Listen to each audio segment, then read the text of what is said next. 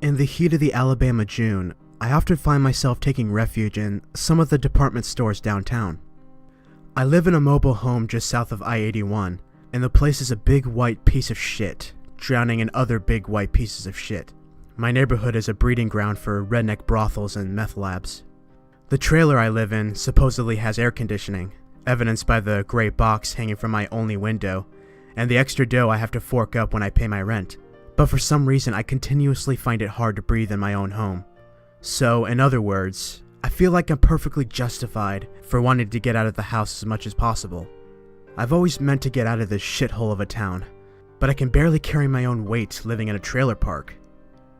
I got into my black Ford that is now orange from years of rust, and miles of driving on dirt roads. I decided on heading to Goodwill to pick up some VHS tapes. Even though it's the 21st century, the trailer park doesn't have cable, forget about satellite, and I only own a VCR player. So as you can imagine, my sources of entertainment are limited to books and tapes. My friends tell me I'm perpetually living in 1997. I tell them I'm fine with that. My town's Goodwill is crammed between a bakery and a fabric store that's missing one of its neon letters. The walk from my car to the front door was excruciating, as I had left my sandals out in the sun, and it felt as if I were wearing oily frying pans. My Goodwill is like any other, I suppose. All the pants in the clothing section smell like the previous owners had never learned what a bath was. The toys were mostly composed of Barbies with missing legs and glassy white eyes, and the books were eaten away by age, water, and probably earthworms. The movie section, however, that was my prize. They had the usual: Hancock, E.T., Independence Day, Die Hard 2, a surprising amount of Will Smith titles. A few of them made me chuckle, like Good Burger. That would be a good one to watch with the guys. About twice a month, my buddies and I sit down, crack open some cold ones, and make fun of movies. One of my friends, Dick, is actually a fan of SNL, and an even bigger Kenan Thompson fan, so I knew Good Burger would be a great movie choice. I snorted just thinking about it. As I picked it off the shelf though, I noticed another movie that was trapped in the back of the shelf. I couldn't make out the full title. All I saw were the words, "Your Body." Out of curiosity, I tried sliding it out from behind all the other movies, but I pulled too hard and they all came cascading off the shelf and onto my sandals. I held back a yelp and noticed the teenage store clerk glaring at me and popping her bubblegum. The Your Body film was still in my hand, so I gently laid it to the side and bent over, starting to pick up the movies. I stacked them up and slid them all back up on the shelf, in no particular order, as if they were in order before. I couldn't find Good Burger after that, so I just counted my losses and picked up Your Body. However, now that I held it in my hand, I noticed that its full title was Your Body and You. Upon further inspection, I realized that it was a sex ed film from the early 90s. Jackpot. In my head, I did the math. Outdated VHS tape, plus uncomfortable child actors, plus sex terms like testes, equals funny movie. Aside from the title, on the front cover of the tape, there was a prepubescent boy and girl, facing away from each other and looking generally shy, all set to a very Saved by the Bell-esque background. It was bright, sickening yellow with a bunch of pink and purple triangles and circles. Instead of there being a description on the back, however, there were 3 snapshots of events that apparently took place in the movie. One was a clown-like man with white face makeup, ruby red lipstick, a crisply ironed black suit, and outstretched arms. Another was a person with a brown paper bag over their head, surrounded by cornfields. The last was of a person in a purple cardboard robot costume, with their dryer vent arms sticking out in 90-degree angles. These images caught my eye as being very out of place for a sex ed film, and the more I looked at the tape, the more it looked homemade, as if it was a home movie and someone just compiled the cover of the tape together in Photoshop. I made my way over to the register and handed it to the clerk, who gave me a weird "you're such a perv" look. I paid for it and she asked if I wanted a bag between clicks of her chewing gum. I said no thanks, and I carried it back to my car and drove off. If we're being perfectly honest here, I forgot about the tape for the rest of the day. I spent some time looking for clothes that would fit me. I've always been a stress eater, I have been growing up a few sizes, and I ate at Chili's for lunch. After spending most of the day downtown, I made my way back down the dirt road and to my trailer. Unloading bags of clothing and a few groceries, I noticed the tape hidden under all the plastic, and I smiled again. This was going to be a fun movie night. I called the guys over, but most of them had work or dates or some other stuff like that. In the end, I decided to postpone movie night to next weekend. But as I picked up Travels with Charlie, my mind flung itself back to the tape. For the second time that day, my curiosity got the better of me. I went outside at 11 o'clock to get an old sex ed film from my truck. I know, I'm a creep, but the pictures on the back had piqued my interest. When I got back inside, I turned on the old black TV. It buzzed as it turned on, playing white noise at what seemed like full volume. I scrambled for the remote and turned it down, and then slid the tape out of its cardboard case and into the VCR. It was clear that someone had been watching the film before I had, and didn't take the time to rewind it back to the beginning. The tape started in the middle of a song. The singer was the cardboard purple robot from the back of the cover. I hadn't taken a good look at the robot before, but now that I looked at it, I realized how laughably makeshift the costume was. The body and head were made out of two separate cardboard boxes that had been painted purple. It had square eye and mouth holes cut out, but they were covered with black mesh so that you couldn't see who was inside. The arms were made from dryer ventilation, and the legs were just purple sweatpants. The person in the costume was doing the robot and singing in a shrill, barely distinguishable voice. I realized it was probably a woman in the costume. I wanted to rewind from the beginning, but I was entranced by the comedic awkwardness of the song. The music was okay, I suppose. It was synth music, and it seemed to be the only professional thing that I was seeing. I can remember a few of the lyrics. Get up, take off your shoes, together we'll spread the news, so your body is turning. Don't worry, we're all learning about the fun times and bad times of puberty. Like I'm saying, it was probably the most cringeworthy thing I've ever seen. When the song was over, the shot panned to two little kids who couldn't be older than 10, a boy and a girl, the same ones on the cover. They were both sitting on the carpeted floor, and they seemed to be in the middle of a game of Monopoly. They both clapped, hesitantly. The shot changed to a close-up of the clown man from the cover of the tape. I nearly jumped out of my seat. He was sweating profusely, and his white makeup was rubbing off, but he didn't seem to care. He grinned with his ruby lips and looked off camera, probably at the robot, and said, "Excellent job, Pewbot." I almost laughed at the robot's name. Pewbot? But then again, something about the clown rubbed me the wrong way. The way he looked at whatever was off camera like it was a piece of meat, or the deranged twinkle in his black eyes. I don't know, he just creeped me out. Unsettled, I rewound the tape until I no longer heard the faint humming on the VCR, and then pressed play. It started with a single synth note that led off into nowhere, and the words appeared on the screen. Baker Family Productions. And then, of course, Your Body and You. It was at this time that I noticed how damaged the tape was. There was the occasional visual tear, but sometimes it went full-out distortion, and it was almost unwatchable. The actual film started with the boy and the girl laying on the carpet, playing Monopoly. The shot zoomed out and the clown man walked on screen. The boy and girl reigned surprise. "Who are you?" the boy asked, standing up with the girl. "Why, I'm Pupster, the puberty clown," the clown man said in a gravelly Krusty the Clown impersonation. The kids didn't laugh at this ridiculous announcement, which surprised me. Pewbot jumped on screen. "And I'm Pewbot, the puberty robot," she said. "And together," they said in unison, "we're going to teach you about puberty." "But what is puberty?" the girl asked. Pupster glared at her. The girl gasped and put her hand over her mouth. Pewbot dropped her arms. They all stood in silence. "I'm so sorry, Daddy," the girl said, wincing. Pupster lost it. "Cut! Fucking cut! She always fucks up her lines, Betty! Fucking always!" He turned to the girl. "Why can't you be more like your brother?" The girl tried to apologize to him. "Fucking save it! If you fuck up again, you can sleep out in the goddamn rain!" Pupster and Pewbot walked off screen. and the boy and the girl sat down at the board game again. The girl wiped her eyes with her sweater. Action!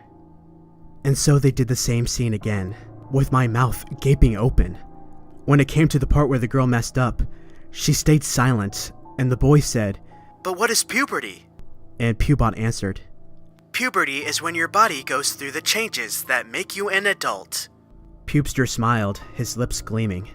That's right, Pubot. And we're here to help these kids understand their transition from children to adults. After a little bit of silence, Pubester ran over to the camera. Alright, cut! Was that so hard, Tabitha? Emotionless, the girl shook her head. The boy stared at the floor. Pubester moved the camera to the side so Pubot took up the whole screen.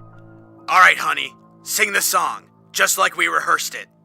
After Pubester said action, Pubot started singing that horrible song. I fast-forwarded, still in shock from what I just saw. Pubot finished the song, and the shot changed back to the close-up of Pubester. This was strange, as the film seemed generally unedited, but there were still cuts here and there. Pubester appeared to be the director, and he didn't seem to be what my parents would call all there. Perhaps he forgot to edit the film before it was distributed. After Pubester finished his line, he said something without breaking eye contact with whatever was off camera. Alright, Betty, move the camera to the kids.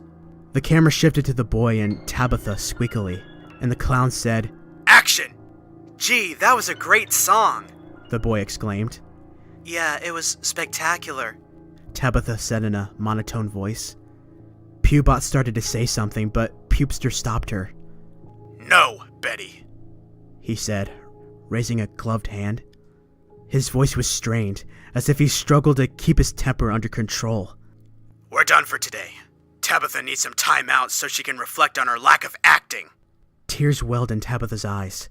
No, Daddy, I'll do better next time. The shot changed to someone walking up the stairs.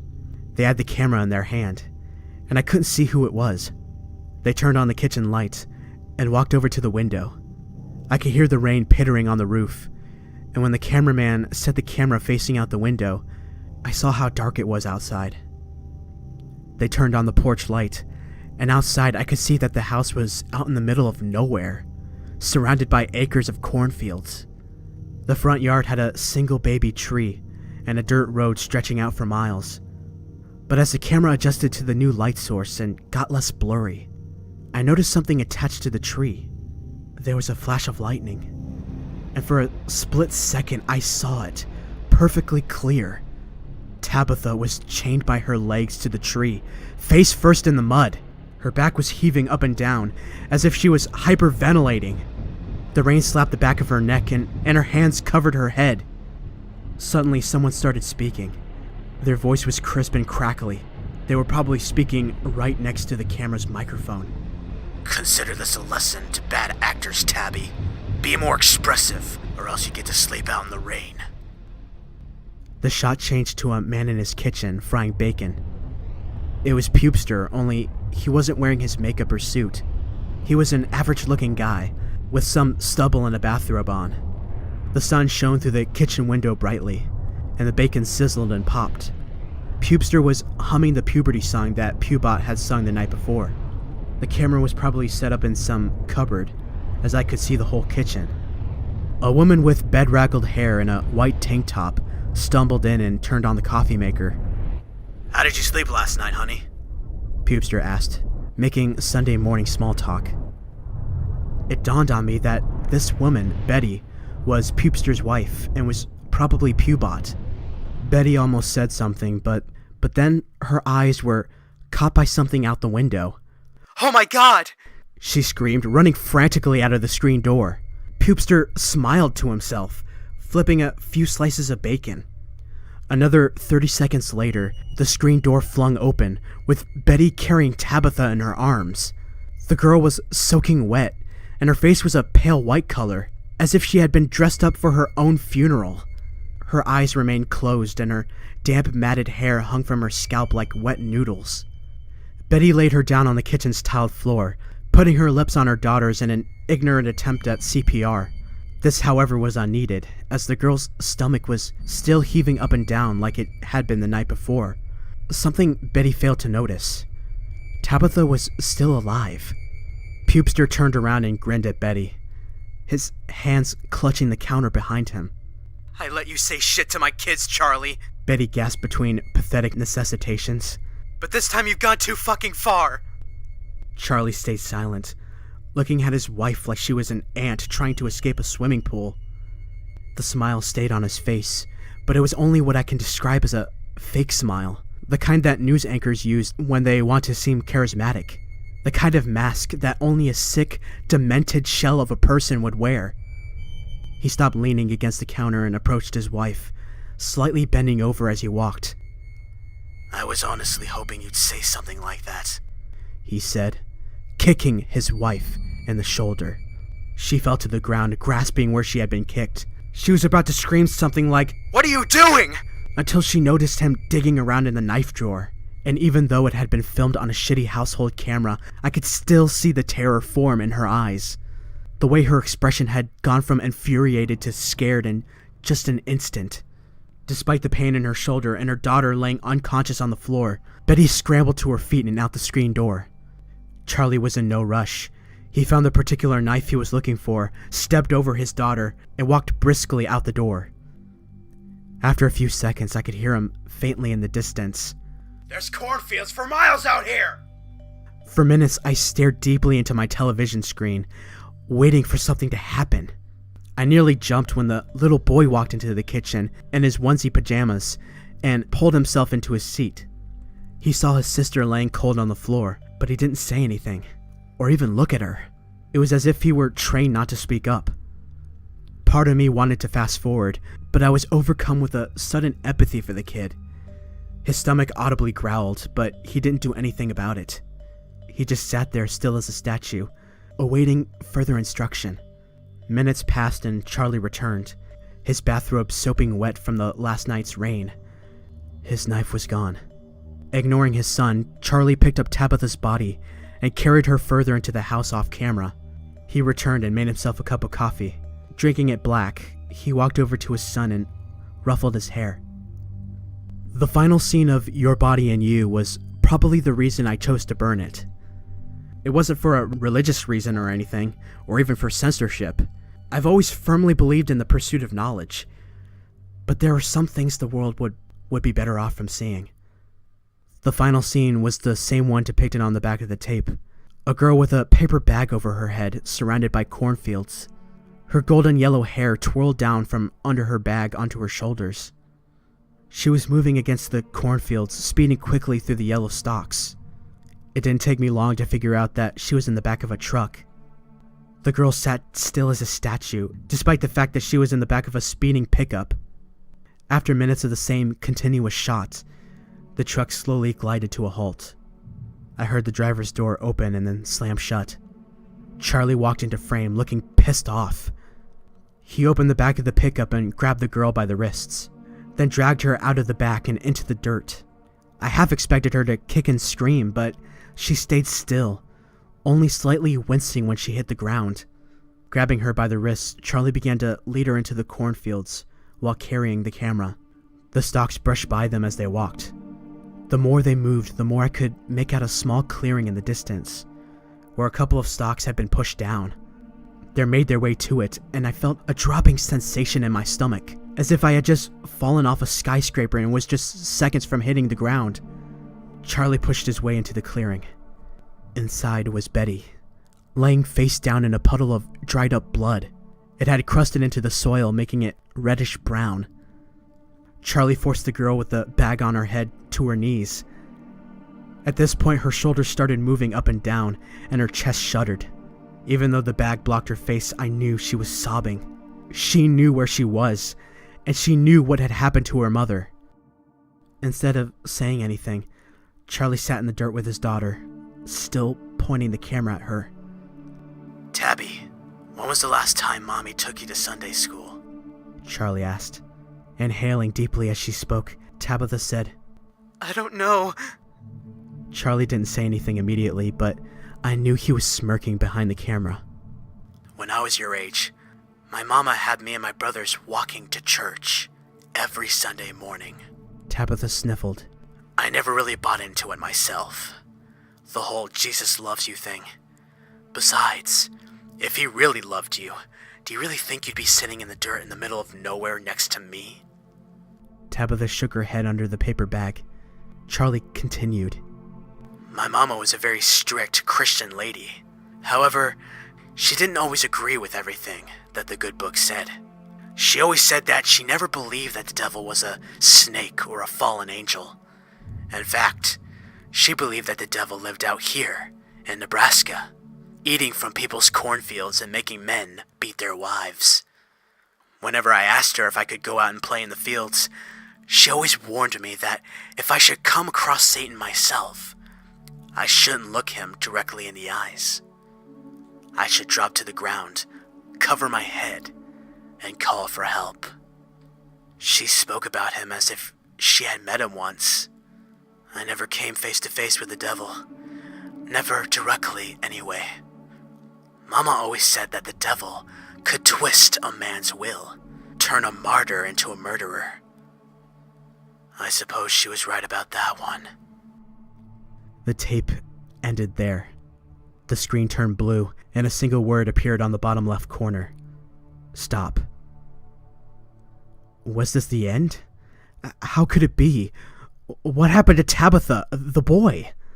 It eventually crossed my mind to do research on the matter. Like I said, internet was not an option in my neighborhood. I must have wasted a quarter of my rent money on driving to the nearest library. When I pulled up, I walked inside the glass sliding doors. Air conditioning. A luxury I had never been able to afford.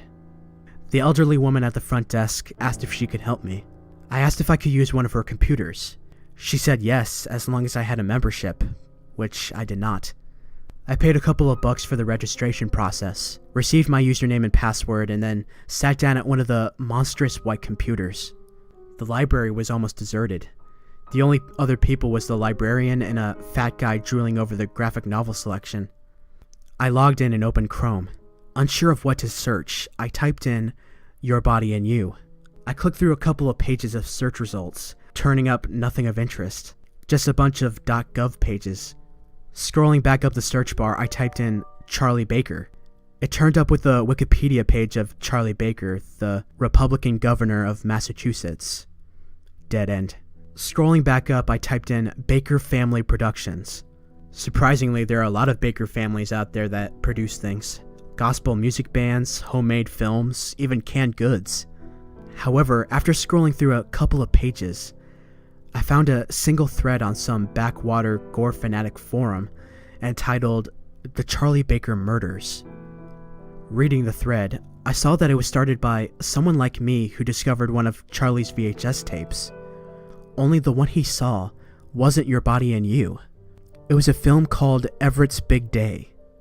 People on the forum was interested by the movie, as it was also unedited and showed Charlie Baker's general abuse to his wife and children. They dug deeper, and through public record and several deleted Wikipedia articles, they uncovered more and more about who Charlie Baker was. Charlie Baker was born just on the outskirts of Minoe, Nebraska. The town was small back then, but now it has a population of just one, Elsie Eiler. The town is now the smallest in Nebraska, and by extension, the United States. Charlie grew up with only one parent and 4 brothers, and when he was a teenager, he got a job at a nearby corn mill, which he kept until his later adult life. As he grew up, Charlie spent increasingly more time at Minoe's Tavern, which was owned by Mrs. Eiler. Eiler was not only the mayor of the town, but also the owner of the library and tavern. And it was at this tavern that Charlie would meet Betty Skaggs, a single mother who lived in an old farmhouse in the middle of a bunch of overgrown cornfields. They quickly built a relationship and got married, and Charlie moved into Betty's house. However, as time passed, Charlie got more and more irritable and aggressive. He lost his job at the corn mill as he would constantly get into fights with his coworkers, and he was deemed too dangerous to be around heavy machinery. It was at this point that Charlie bought a camera. At first, he filmed things just to document. He'd take the camera with him when he went on rides, or to the general store, or basically anywhere. Eventually, Charlie decided to make movies. His wife was worried about how they were going to feed the kids, but she was also terrified of what Charlie would do when he snapped, so she humored him.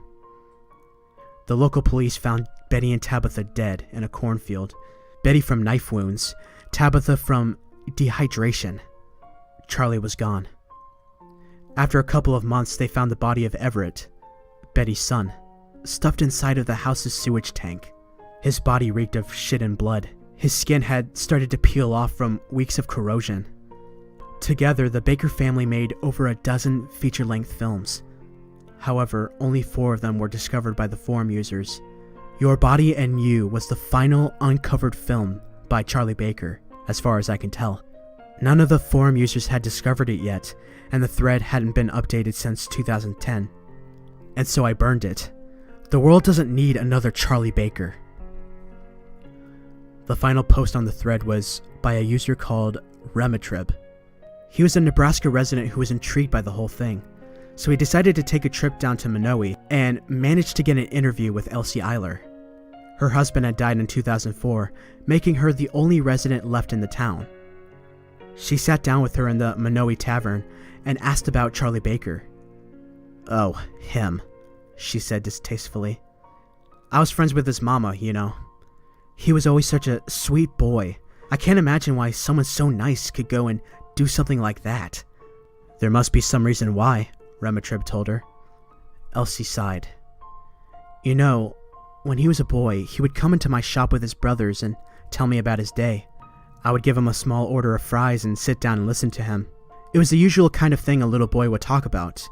Who shot who when they were playing cowboys, who got stung by the most bees, and so on.